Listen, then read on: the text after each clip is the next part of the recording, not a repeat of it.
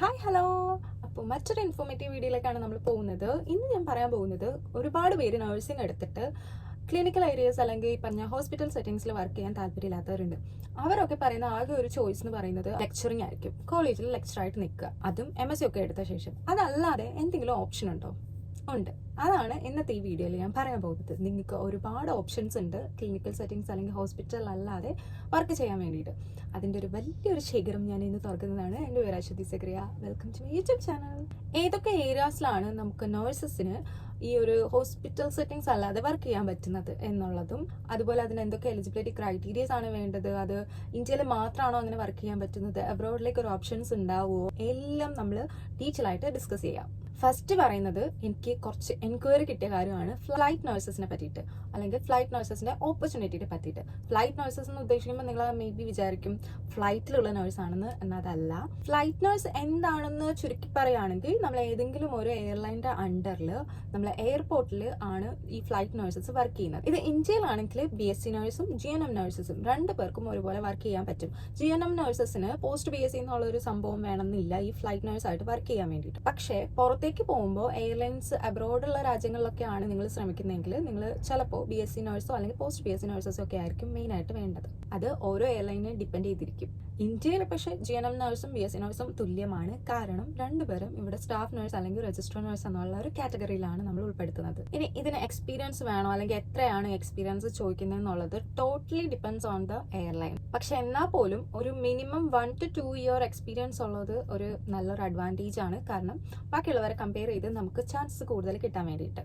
ചില airlines ഫ്രഷേഴ്സിനെയും higher ചെയ്യുന്നുണ്ട്. അത് ഓരോ എയർലൈൻ്റെയും വേക്കൻസി വരുമ്പോൾ അവർ മെൻഷൻ ചെയ്യും അവരുടെ എന്തൊക്കെയാണ് റിക്വയർമെന്റ്സ് എന്നുള്ളത്. ഇനി ഇത് അപ്ലൈ ചെയ്യുന്നത് എങ്ങനെയാണെന്ന് ചോദിച്ചു കഴിഞ്ഞാൽ, ഓരോ എയർലൈൻസിനും അതാത് എയർലൈൻസിന്റെ വെബ്സൈറ്റ് അവൈലബിൾ ആണ്. ആ വെബ്സൈറ്റിലാണ് നമ്മൾ ഇത് അപ്ലൈ ചെയ്യേണ്ടത്. ഫോർ എക്സാമ്പിൾ പറയുകയാണെങ്കിൽ ഇൻഡിഗോ, എയർ ഇന്ത്യ, അങ്ങനെ നമ്മുടെ നാട്ടിലുള്ള എയർലൈൻസ്. ഇനി ഇത് ഡൊമസ്റ്റിക് മാത്രമല്ല, ഇന്റർനാഷണൽ എയർപോർട്ടിലും വർക്ക് ചെയ്യാം.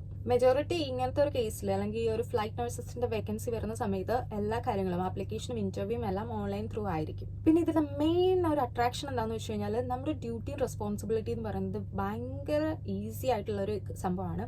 നമ്മൾ ഹോസ്പിറ്റൽസിലോ ക്ലിനിക്സിലോ ഒക്കെ നമ്മൾ വർക്ക് ചെയ്യുന്ന പോലെ ഒരുപാട് റെസ്പോൺസിബിലിറ്റിയും ഒരുപാട് ഡ്യൂട്ടീസും സ്ട്രെസ്സും ഒന്നുമില്ല ഈ എയർലൈൻസിൽ വർക്ക് ചെയ്യുമ്പോൾ. റെസ്പോൺസിബിലിറ്റി എന്താണെന്ന് ചോദിച്ചു കഴിഞ്ഞാൽ, നമ്മൾ ഹയർ ചെയ്യുന്ന എയർലൈൻസിന്റെ അണ്ടറിലുള്ള സ്റ്റാഫ്സിനെ, അതായത് ഗ്രൗണ്ട് സ്റ്റാഫ്സ്, ക്യാബിൻ ക്രൂ, അങ്ങനെയുള്ള ഈ എയർലൈൻസിന്റെ അണ്ടറിലുള്ള സ്റ്റാഫ് മെഡിക്കൽ ഫിറ്റ്നസ് ചെക്ക് ചെയ്യുക എന്നുള്ളതാണ് മെയിൻ ആയിട്ടുള്ള നമ്മളൊരു ഡ്യൂട്ടി ആൻഡ് റെസ്പോൺസിബിലിറ്റി എന്ന് പറയുന്നത്. അത് പ്രോബബ്ലി നമ്മൾ ഈ റെസ്പിറേറ്ററി, കാർഡിയാക് റിലേറ്റഡ് ആയിട്ടുള്ള ചെക്കും പിന്നെ വൈറ്റൽ സയൻസ് ഒക്കെ ആയിരിക്കും. ഇതിന്റെ പ്രാക്ടീസ് ഒക്കെ അവർ തന്നെ നമുക്ക് പ്രൊവൈഡ് ചെയ്യും. ചുരുക്കി പറഞ്ഞാൽ അതൊരു സിമ്പിൾ ആണ്, ഒരു ഓഫീസ് വർക്ക് പോലെ ആയിരിക്കും. പിന്നെ അതുപോലെ എടുത്ത് പറയേണ്ടത്, ഇതിന്റെ ഡ്യൂട്ടി അവേഴ്സും ഹോസ്പിറ്റൽസും ക്ലിനിക്കും വെച്ച് ഭയങ്കര കുറവായിരിക്കും. ഒപ്പം ബെനഫിറ്റ്സ് എന്ന് പറയുമ്പോൾ ഓരോ എയർലൈൻ്റെയും അണ്ടറിൽ വരുന്ന ക്യാബിൻ ക്രൂസിനോ അല്ലെങ്കിൽ ഗ്രൗണ്ട് സ്റ്റാഫ്സിനൊക്കെ പോലെ തന്നെ ഉള്ള എല്ലാ ബെനിഫിറ്റ്സും നമുക്കും കിട്ടും. ക്യാബ് പിക്കപ്പ് ആൻഡ് ഡ്രോപ്പ് ഉണ്ടായിരിക്കും, അതായത് ട്രാൻസ്പോർട്ടേഷൻ നമുക്ക് അവർ പ്രൊവൈഡ് ചെയ്തിരിക്കും. അക്കോമഡേഷൻ ഇഫ് നീഡഡ് അവർ പ്രൊവൈഡ് ചെയ്യും. അതുപോലെ തന്നെ ഡ്യൂട്ടി അവേഴ്സിലുള്ള ഫുഡ് അവർ പ്രൊവൈഡ് ചെയ്യും. പിന്നെ ഇതിൽ ഇയർലി ഇൻക്രിമെന്റ്, നമ്മുടെ പെർഫോമൻസ് അനുസരിച്ച് ഇയർലി ഇൻക്രിമെന്റും അവർ തരും. അതുപോലെ പ്രൊമോഷൻ നമുക്ക് കിട്ടും. ഈവൻ നമുക്ക് ഇഷ്ടമുള്ള ഒരു സ്ഥലത്തേക്ക് നമുക്ക് ട്രാൻസ്ഫർ ആണെങ്കിലും നമ്മൾ അവിടെ വർക്ക് ചെയ്യുന്നതനുസരിച്ചിട്ട് നമുക്ക് ട്രാൻസ്ഫറും അവർ തരും. ഇനി ഇതിന്റെ സാലറി എത്രയാണെന്ന് ചോദിച്ചു കഴിഞ്ഞാൽ, അത് fully depends on the airline. ഞാൻ ആദ്യം പറഞ്ഞതുപോലെ തന്നെ ആ എയർലൈൻസ് അനുസരിച്ചിട്ട് സാലറി വേരി ചെയ്യും. ഇപ്പം ഡൊമസ്റ്റിക് എയർലൈൻസ് ഒക്കെ ആണെങ്കിൽ ചെറിയൊരു എമൗണ്ട് സാലറി ഉണ്ടാവുള്ളൂ. പക്ഷേ ഇന്റർനാഷണൽ എയർപോർട്ടിലേക്കൊക്കെ പോകുമ്പോഴത്തേനും അധികം സാലറി ഉണ്ടാവും. മിനിമം വേജസ് പറയുകയാണെങ്കിൽ ഒരു ഡൊമസ്റ്റിക് എയർലൈൻസിലെ ഒരു ഫ്ലൈറ്റ് നഴ്സിന് ഒരു 35,000 മിനിമം സാലറി ഉണ്ടാവും. കൂടുതൽ തരുന്ന എയർലൈൻസും ഉണ്ടാവും.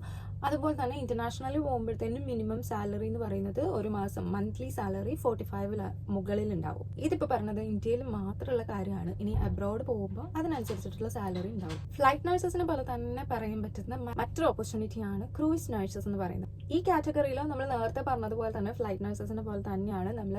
പക്ഷേ എയർപോർട്ടിന് പകരം നമ്മൾ ആ പറഞ്ഞ ക്രൂയിസ് ഷിപ്പിലായിരിക്കും നമ്മൾ ഉണ്ടാവേണ്ടത്. ഈ ഒരു ക്രൂയിസ് ഷിപ്പ് പോകുന്നത് ഒരു രാജ്യത്ത് നിന്ന് മറ്റൊരു രാജ്യത്തേക്കൊക്കെ ആയിരിക്കും. അങ്ങനെ വരുമ്പോൾ ഒരു പ്രൊലോങ് ടൈം നമ്മൾ ആ ഒരു ഷിപ്പിൽ തന്നെ ഉണ്ടാവണം. അങ്ങനെ വരുന്ന സാഹചര്യങ്ങളിൽ ഒരു മെഡിക്കൽ ടീം നമ്മുടെ ഒപ്പം ഉണ്ടാവും. ഒരു ഡോക്ടർ, പിന്നെ 2 അതിലധികമോ നഴ്സസ് ഉണ്ടാവും. ക്രൂസ് ഷിപ്പ് എന്ന് പറയുമ്പോൾ നമുക്കറിയാം, ഫ്ലൈറ്റ് പോലെ 1 ഡേ ട്രാവലിംഗ് അല്ല അവർ ഉദ്ദേശിക്കുന്നത്. ചിലപ്പം വീക്സ് അല്ലെങ്കിൽ മന്ത്സ് ഒക്കെ എടുത്തിട്ടായിരിക്കും ഒരു രാജ്യത്ത് നിന്ന് മറ്റൊരു രാജ്യത്തേക്ക്, ഒരു സ്ഥലത്ത് നിന്ന് മറ്റൊരു സ്ഥലത്തേക്കൊക്കെ പോകുന്നത്. അതുകൊണ്ട് തന്നെ ജസ്റ്റ് ഇൻ കേസ് എന്തെങ്കിലും ഒരു എമർജൻസി സിറ്റുവേഷൻ ഉണ്ടാവുകയാണെങ്കിൽ അത് മാനേജ് ചെയ്യാൻ വേണ്ടിയിട്ടാണ് ഈ മെഡിക്കൽ ടീം ഉള്ളത്. ഇനി ഡ്യൂട്ടി ആൻഡ് റെസ്പോൺസിബിലിറ്റീസ് നേരത്തെ പറഞ്ഞതിന് കുറച്ചും കൂടി റെസ്പോൺസിബിലിറ്റി കൂടുതലുള്ളതാണ് ഈ ഒരു ക്രൂസ് ഷിപ്പിൽ എന്ന് പറയുന്നത്. എന്നാൽ നമ്മൾ ഹോസ്പിറ്റൽ പോലെ അത്ര ഹെക്ടിക് ആയിട്ടുള്ള ഒരു സ്ട്രെസ്ഫുൾ സിറ്റുവേഷനും അല്ല. ഇവിടെ നഴ്സസിന്റെ റോൾ കൂടുതൽ വരുന്നത് എമർജൻസി സിറ്റുവേഷൻസ്, ഫസ്റ്റ് എയ്ഡ് അങ്ങനെയുള്ള ഒരു ഏരിയാസിലൊക്കെ ആയിരിക്കും. പിന്നെ ഇവിടെ നമ്മൾ സ്റ്റാഫ്സിന് മാത്രമല്ല പാസഞ്ചേഴ്സിനും ഹെൽത്ത് ചെക്കപ്പ് അതുപോലെ തന്നെ എന്തെങ്കിലും ഒരു എമർജൻസി സിറ്റുവേഷൻ ഒക്കെ വരുമ്പോൾ ഹാൻഡിൽ ചെയ്യേണ്ടി വരും. ഇവിടെ ക്വാളിഫിക്കേഷൻ അവർ ചോദിക്കുന്നത് BSc, പോസ്റ്റ് BSc അല്ലെങ്കിൽ GNM നഴ്സസ് ആണ്. അതുപോലെ അവർ മാൻഡേറ്ററി പറയുന്നത് വിത്ത് എക്സ്പീരിയൻസ്ഡ് ആയിട്ടുള്ള ഒരു സ്റ്റാഫിനെയാണ് ചോദിക്കാറ്. മിനിമം 2 years എക്സ്പീരിയൻസ് ഉണ്ടായിരിക്കണം. അത് എമർജൻസി അല്ലെങ്കിൽ ICU ക്രിട്ടിക്കൽ കെയർ ഏരിയാസിലൊക്കെ എക്സ്പീരിയൻസ്ഡ് ആയിട്ടുള്ള സ്റ്റാഫിനെയാണ് അവർക്ക് വേണ്ടത്. ആസ് ഐ ഓൾറെഡി സെഡ്, ഇതിന്റെയും റിക്രൂട്ട്മെന്റ് വരുന്നത് ക്രൂസ് ഷിപ്പിന്റെ വെബ്സൈറ്റിലൂടെ തന്നെയാണ്. പിന്നെ സാലറി റേഞ്ച് വരുന്നത് കുറച്ച് നല്ല എമൗണ്ട് ഉണ്ടായിരിക്കും. കാരണം ക്രൂസ് ഷിപ്പ് എന്ന് പറയുന്നത് ഒരു രാജ്യത്ത് നിന്ന് മറ്റൊരു രാജ്യത്തേക്ക് പോകുന്നതാണ്. സോ ഇന്റർനാഷണൽ ട്രാവലിംഗ് ഒക്കെയാണ് നടക്കുന്നത്. അതുകൊണ്ട് തന്നെ നമ്മൾ ഫുള്ളി ആ ഒരു ഷിപ്പിൽ ആ ട്രാവലിംഗിന്റെ ഡ്യൂറേഷൻ ടൈമിൽ ഫുൾ നമ്മൾ അവിടെ ഉണ്ടായിരിക്കണം, നമ്മുടെ ഡ്യൂട്ടി എന്ന് പറയുന്നത്. അതുകൊണ്ട് തന്നെ സാലറി വരുന്നത് കുറഞ്ഞത് 2 ലക്ഷം മുതൽ മാക്സിമം 5 lakh വരെ മന്ത്ലി സാലറി ഉണ്ടാവും. പിന്നെ ഇതെന്ന് പറയുന്നത് ഒരു കോൺട്രാക്ട് ബേസ്ഡ് ജോബ് ആണ്. കാരണം ഈ ക്രൂസ് ഷിപ്പിലെ ട്രാവലിംഗ് എന്ന് പറയുന്നത് ഒരു കോൺട്രാക്ട് ആയിരിക്കും. സോ ആ കോൺട്രാക്ട് കഴിയുന്നത് വരെ നമ്മൾ ആ ഷിപ്പിൽ അവൈലബിൾ ആയിരിക്കണം. ക്രൂസ് ഷിപ്പിന്റെ കോൺട്രാക്ട് വരുന്നത് 3, 6, 9 months ആയിരിക്കും. ചിലപ്പോൾ 3 months, 6 months, 9 months ഒക്കെയാണ് വരുന്നത്. അത് ഓരോ ക്രൂസ് ഷിപ്പ് ഡിപ്പെൻഡ് ചെയ്തിരിക്കും, എവിടേക്കാണ് പോകുന്നത് എന്നുള്ളത് ഡിപ്പെൻഡ് ചെയ്തിരിക്കും. ഒരു കോൺട്രാക്ട് കഴിഞ്ഞ ശേഷം നിങ്ങൾക്ക് വീണ്ടും ഒരു കോൺട്രാക്ട് വേണമെങ്കിൽ നിങ്ങൾ അപ്ലൈ ചെയ്യണം. അതുപോലെ തന്നെ എല്ലാ പ്രോസസ്സും ആദ്യം മുതൽ തന്നെ ചെയ്യേണ്ടി വരും. പിന്നെ ഫ്ലൈറ്റ് നഴ്സസിന്റെ കാര്യം പറഞ്ഞതുപോലെ തന്നെ ക്രൂസ് ഷിപ്പിലും ഒരുപാട് ബെനിഫിറ്റ്സും കാര്യങ്ങളൊക്കെ ഉണ്ട്. അതുപോലെ തന്നെ ട്രാൻസ്പോർട്ടേഷൻ ഒക്കെ ഫ്രീ ആയിരിക്കും നിങ്ങൾക്ക്. പിന്നെ ഫുഡ്, അക്കോമഡേഷൻ എല്ലാം നമുക്ക് ആ ക്രൂസ് ഷിപ്പിൽ ഉണ്ടായിരിക്കും. പക്ഷേ ഷിപ്പിൽ സർവൈവ് ചെയ്യുന്ന കുറച്ച് കാര്യങ്ങളൊക്കെ ഉണ്ട്. അപ്പൊ അതിനൊക്കെ വേണ്ടിയിട്ടുള്ള സ്പെഷ്യൽ ആയിട്ടുള്ള കോഴ്സസും കാര്യങ്ങളൊക്കെ അവർ നിങ്ങളെ കൊണ്ട് ചെയ്യിപ്പിക്കും. മെയിൻ ആയിട്ട് മെഡിക്കൽ ഫിറ്റ്നസ് റിലേറ്റഡ് ആയിട്ടുള്ള കോഴ്സസ് ഒക്കെയാണ് അത്. ബാക്കി ട്രെയിനിങ്ങും കാര്യങ്ങളൊക്കെ അവർ നിങ്ങൾക്ക് തരും. അതുപോലെ തന്നെ ഇതിന് ഏത് രാജ്യത്തേക്കാണോ പോകുന്നത് ആ രാജ്യത്തെ ലാംഗ്വേജ് ടെസ്റ്റും എക്സാമിനേഷൻസും ഒന്നും ഉണ്ടാവില്ല. ക്രൂസ് ഷിപ്പിന്റെ പേര് നിങ്ങൾ ഗൂഗിളിൽ സെർച്ച് ചെയ്ത് കഴിഞ്ഞാൽ അവരുടെ വെബ്സൈറ്റ് ഒക്കെ അവൈലബിൾ ആയി കിട്ടും നിങ്ങൾക്ക്. അപ്പോൾ അത് ത്രൂ നിങ്ങൾ എപ്പോഴും സെർച്ച് ചെയ്തുകൊണ്ടിരിക്കുകയാണെങ്കിൽ വേക്കൻസി വരുമ്പോൾ അറിയാൻ പറ്റും. അതിൽ കൂടെ നിങ്ങൾക്ക് അപ്ലൈ ചെയ്താൽ മതി. ഇനി GCC കൺട്രീസിലാണെങ്കിൽ മെയിൽ നഴ്സസിന് പറ്റിയ ഏറ്റവും നല്ലൊരു ഓപ്പർച്യൂണിറ്റിയാണ് ഇൻഡസ്ട്രിയൽ നഴ്സസ് എന്ന് പറയുന്നത്. ഈ ഒരു ഏരിയയിൽ കൂടുതലായിട്ടും പ്രിഫർ ചെയ്യുന്നത് മെയിൽ നഴ്സസിനെയാണ്. ഇത് ഓഫ് ഷോറും വരാറുണ്ട്, ഓൺ ഷോറും വരാറുണ്ട്. ഇൻഡസ്ട്രിയൽ ഏരിയാസിൽ വർക്ക് ചെയ്യുമ്പോൾ മെയിൻ ആയിട്ട് എമർജൻസി സിറ്റുവേഷൻസും ഫസ്റ്റ് എയ്ഡ് നേരത്തെ പറഞ്ഞതുപോലെ തന്നെയുള്ള ഒരു ഏരിയാസിലായിരിക്കും. ഇതും ഒരു ഓഫീസ് ഡ്യൂട്ടി പോലെ തന്നെ ആയിരിക്കും നമുക്ക്. അതായത് ഈ ഇൻഡസ്ട്രിയൽ ഏരിയാസിലുള്ളവർക്ക് നമ്മൾ വീക്ക്ലി അല്ലെങ്കിൽ മന്ത്ലി ബേസിസിൽ ഹെൽത്ത് ചെക്കപ്പ് ചെയ്യേണ്ടി വരും. അതുപോലെ തന്നെ ഇൻ കേസ് അവിടെ എന്തെങ്കിലും ഒരു എമർജൻസി സിറ്റുവേഷൻ നടക്കുകയാണെങ്കിൽ നമ്മൾ ഫസ്റ്റ് റെസ്പോൺസസ് എന്നുള്ള രീതിയിൽ നമ്മൾ ഹെൽത്ത് കെയർ പ്രൊവൈഡ് ചെയ്യണം. ഹയർ ചെയ്യുന്നത് സെയിം ലൈക്ക് ആ ഒരു ഇൻഡസ്ട്രിയൽ ഏരിയ അല്ലെങ്കിൽ ആ ഒരു കമ്പനി ബേസിസിലായിരിക്കും. ആ കമ്പനിയുടെ വെബ്സൈറ്റ് ത്രൂ അല്ലെങ്കിൽ വേറെ ഏതെങ്കിലും ഒരു ഏജൻസി ത്രൂ ആയിരിക്കും നമുക്ക് ഈ പറയുന്ന വേക്കൻസീസ് വരുന്നത്. ഇനി ഞാൻ പറഞ്ഞ കമ്പനിക്ക് എത്ര സൈറ്റ് ഉണ്ടോ ആ സൈറ്റിൽ എല്ലായിടത്തും നമ്മൾ തന്നെ ആയിരിക്കും പോവേണ്ടത്. വലിയൊരു എമർജൻസി സിറ്റുവേഷൻ നടക്കുകയാണെങ്കിൽ മേ ബി നമ്മുടെ ഒപ്പം ഒരു ഡോക്ടർ അവൈലബിൾ ആയിരിക്കും. അല്ലാത്ത പക്ഷം നമ്മൾ തന്നെ ആയിരിക്കും അവിടുത്തെ ഫുൾ റെസ്പോൺസിബിലിറ്റീസ്. മന്ത്ലി ബേസിസിലോ അല്ലെങ്കിൽ വീക്ക്ലി ബേസിസിലോ ഉള്ള ഹെൽത്ത് ചെക്കപ്പ് എന്ന് പറയുന്നത് വൈറ്റൽ സയൻസ് ആയിരിക്കും. പ്രോബബ്ലി നമ്മുടെ ബ്ലഡ് പ്രഷർ അങ്ങനത്തെ കാര്യങ്ങളൊക്കെയാണ് നോക്കേണ്ടത്. ഇവിടെയും ഇൻഡസ്ട്രിയൽ ഏരിയാസിലുള്ളവർക്ക് ഫുഡ് ആൻഡ് അക്കോമഡേഷൻ പ്രൊവൈഡ് ചെയ്യും. അത് ഓരോ കമ്പനിയുടെയും റൂൾ അനുസരിച്ചിട്ട് മേ ബി അവർ പ്രൊവൈഡ് ചെയ്യും. ചില കമ്പനീസ് പ്രൊവൈഡ് ചെയ്യില്ല.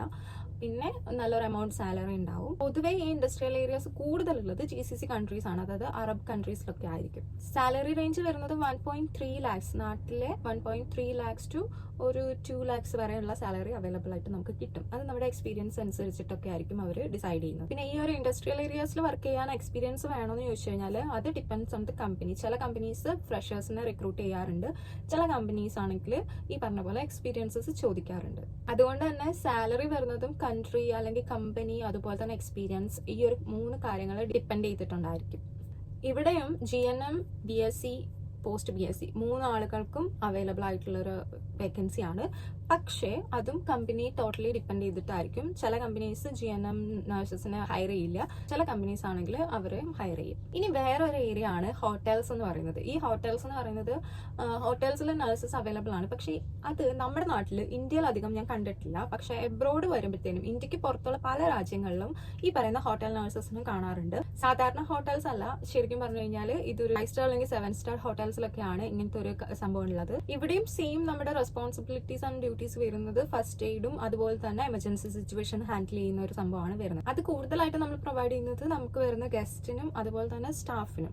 ഇവിടെയും BSc അല്ലെങ്കിൽ GNM 2 പേർക്കും വർക്ക് ചെയ്യാവുന്നതാണ്. കൂടുതലും ഹോട്ടൽസിൽ താമസിക്കുന്നതെന്ന് പറഞ്ഞു കഴിഞ്ഞാൽ ടൂറിസ്റ്റ് ആയിട്ടുള്ള ആളുകളായിരിക്കും. അപ്പോൾ ടൂറിസ്റ്റ് ആളുകൾ വരുമ്പോൾ അവർക്ക് ചില ചെറിയ മുറിവുകളോ കാര്യങ്ങളൊക്കെ ഉണ്ടെങ്കിൽ നമ്മൾ അത് ഫസ്റ്റ് എയ്ഡ് ചെയ്യുക. അതുപോലെ തന്നെ വൈറ്റൽസ് ചെക്ക് ചെയ്യാൻ ഇൻ കേസ് ആ പറയുന്ന ഗസ്റ്റ് ആവശ്യപ്പെടുകയാണെങ്കിൽ അങ്ങനെ ചെയ്യാനും, പിന്നെ സ്റ്റാഫിനുള്ള വീക്ക്ലി അല്ലെങ്കിൽ മന്ത്ലി ഉള്ള ഒരു ചെക്കപ്പ്, അതാണ് മെയിൻ ആയിട്ട് നമുക്ക് ചെയ്യാനുള്ളത്. വലിയ പാടുള്ള പണിയൊന്നുമല്ല. ഡ്യൂട്ടീസ് ഒക്കെ ഈസിയാണ്. പിന്നെ അധികം ഹെക്ടിക് ആൻഡ് ഒരു എന്താ പറയുക സ്ട്രെസ്ഫുൾ സിറ്റുവേഷൻസ് നമുക്കില്ല. ഒരു ഹോസ്പിറ്റൽ വർക്ക് ചെയ്യുന്നതെന്ന് നമുക്ക് തോന്നുന്നില്ല. പക്ഷെ നമ്മുടെ പ്രൊഫഷൻ നമുക്ക് അതേപോലെ തന്നെ കണ്ടിന്യൂ ചെയ്യാനും പറ്റും. സാലറി വരുന്നത് നമ്മുടെ ഈ പറഞ്ഞ ഹോട്ടൽസിന്റെ സ്റ്റാൻഡേർഡ് അനുസരിച്ചിട്ടായിരിക്കും അവരുടെ സാലറി പാക്കേജ് വരുന്നത്. ഇന്ത്യയിൽ ഇങ്ങനെ ഒരു സിസ്റ്റം ഉള്ളതായിട്ട് എനിക്ക് അറിവില്ല. ഇൻ കേസ് എന്തെങ്കിലും വലിയ ഹോട്ടലിലുണ്ടോ എന്ന് എനിക്കറിയില്ല.